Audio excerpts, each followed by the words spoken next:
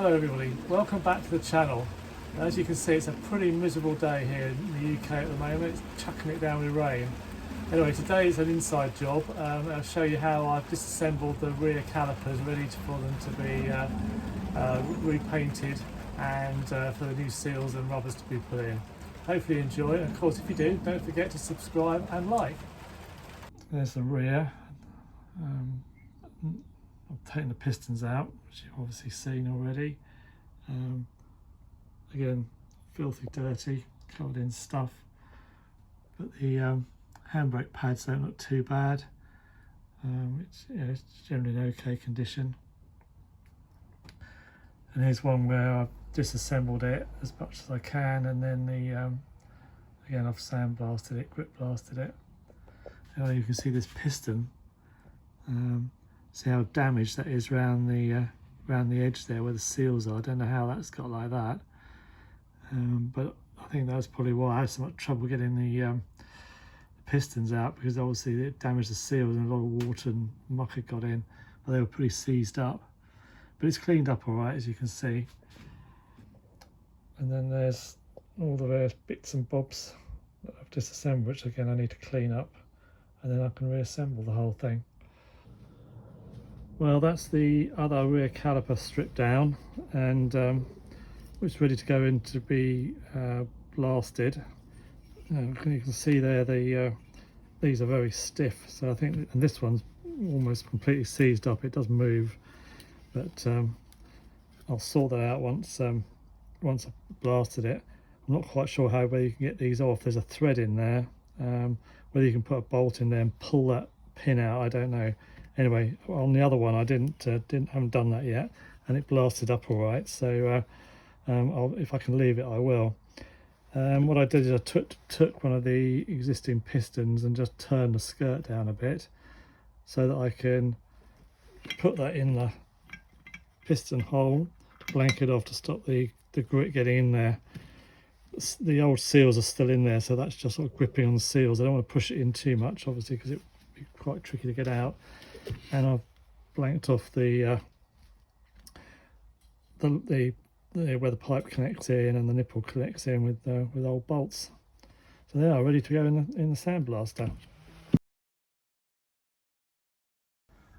Well, there's the sandblaster. I've made another video about how I made this sandblaster. I've done a few modifications since I made that video.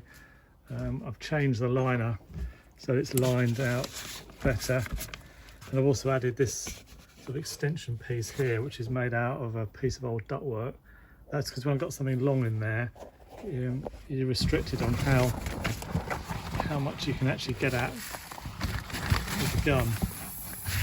So it allows me to push bits into which are longer length into here, and then I can blast those. I've also sort of fixed the bag in better. Before I just had it pinned in with drawing pins. It didn't work too well. What else have I done? Oh yeah, I changed again, trapped the glass in a trim. Before I just had it duct taped on, and it seems to work quite well. This plastic I had to change quite regularly, and then I wash it. You can see, but if you hit it with the or blast too near to it, just completely destroys the vision through that screen. And I bought some new gloves, because the old gloves they weren't new when I put it into the last one, so I bought some new ones, and they'd all perished, the old ones. There's a compressor that I'm using. Again, I've done some mods to that because that was puking out oil and water, so I put a new filter regulator on, and an oil separator, and just another separator filter, and then I plug it into an old Dyson Hoover. That seems to work quite well. The media I'm using for this, which is going to be because of all the dirt and muck on this, it really does contaminate the media. So I think the first sort of blasting, I'm just going to use some old used media. That's a mixture of glass and aluminium oxide, blasting powder, so a blasting grit. And then I'll use some new aluminium beads, which are in that bag. I'll do the final blast. So right, let's get this in here. I found that using a bit of wood in there to rest this on, you can manipulate it and turn it when it's in there. There we go.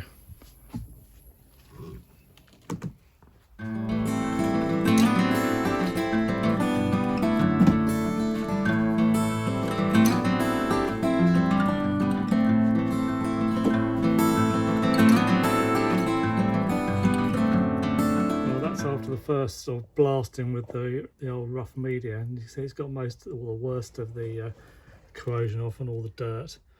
And I'll show you the hoover in a minute. You can see all the stuff in there. So yeah, it's coming along.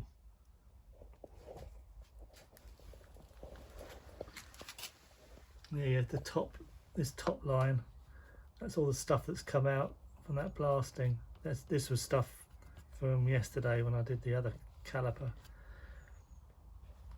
But the hoover works quite well in keeping the dust under control whilst you're blasting.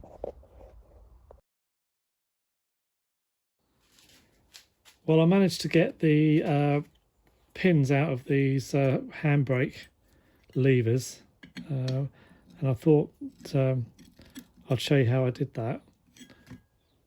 Some people say you might have a lot of difficulty doing this, but I didn't find it too difficult, as you'll see in a minute, hopefully. What I had to do was I've obviously grip blasted around the tops of the things to remove all the rust, and as you can see, they're the pins are recessed into the actual caliper. Well, there's a bit of movement there, but there's a bit more space behind the pin into the caliper. So to break the rust bond, as you'll see, I'm going to screw in a bolt. An old bolt, probably not that one, and then give it a whack, and it just moves. And that's where I managed to get these out. But as you can see, like on these, there's quite a lot of rust on these surfaces. This was the one where the levers are sticking, and you can see there's a bit of rust on them. But anyway, that will clean up all right, and then the whole thing can go back. These are all right. These actually move, but I think whilst I'm at it, I might as well do a thorough job, so I'm going to take these ones out as well. It also allows me I can sort of sandblast inside here a bit more easily and clean the whole thing up. Right, well, the first thing to do is to put a bit of lubrication on the top here. So that's what I'm going to do.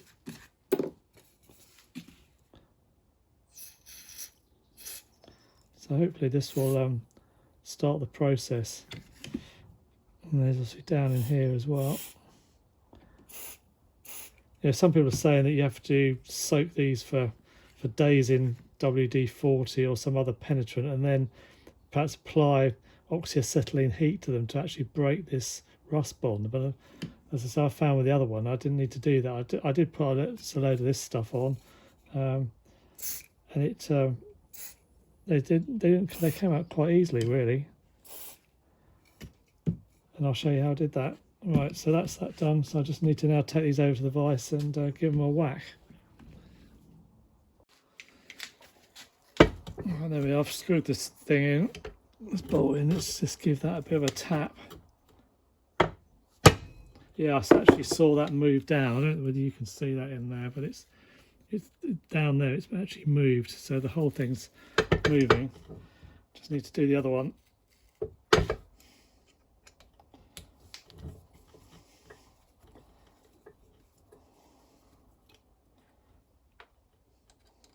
So I'll show you that one first. Look, you can see that? See the sort of depth? It's a couple of mil.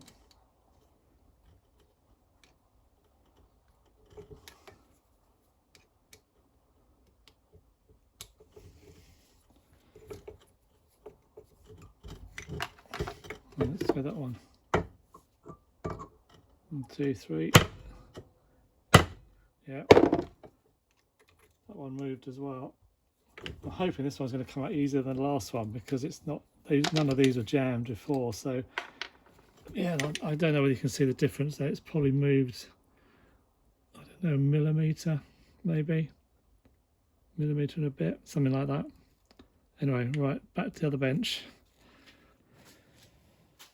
Well, I've got this 3/16 UNF bolt, or Allen bolt. It's a black bolt, so it's probably an 11 whatever it is strength. So I did try with this bolt on the first one, but this is bent. As you can see, that's the one I've just used for hammering in, but it actually bent, and this nut is stripping. I used a nylock because I didn't have any plain nuts. That's why there's a nylock in there. Anyway, this is the process.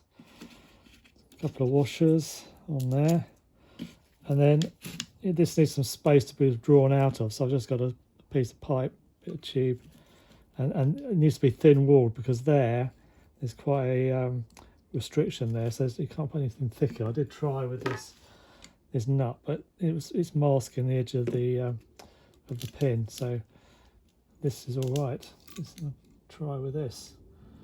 So hopefully, screw this in a bit.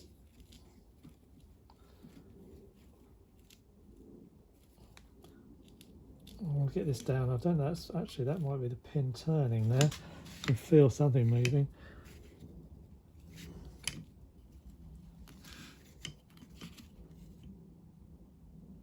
No, it's just screwing in a bit more, that's all right. Let's do that.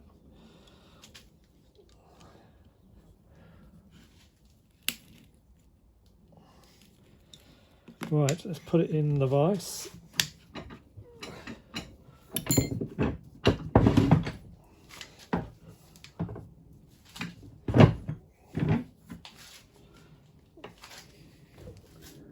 You can see that all right. Let me just move the camera. That's it.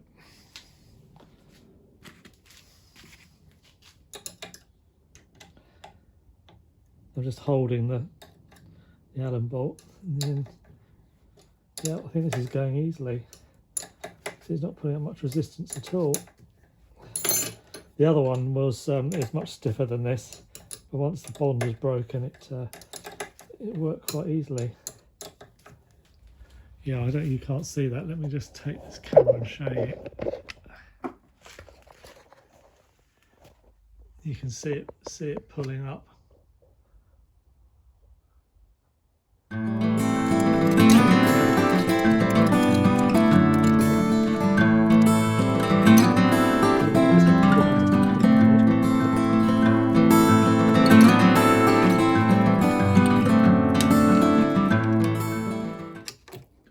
There we go.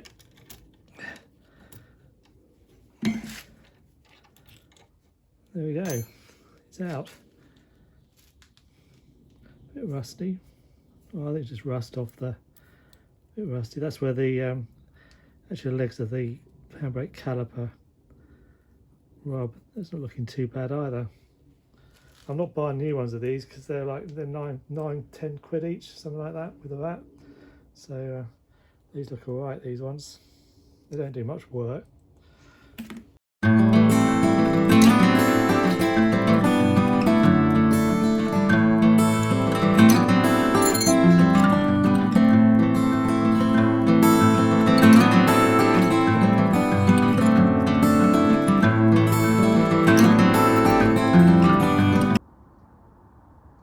Well, that's the caliper fully disassembled. The legs are off, as you've already seen.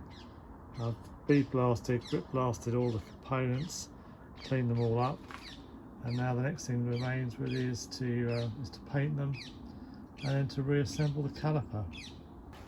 Well, that's it for today's video. Hope you've enjoyed it. If you did, don't forget to hit the like button and of course subscribe, and I'll catch you on the next one. Bye for now.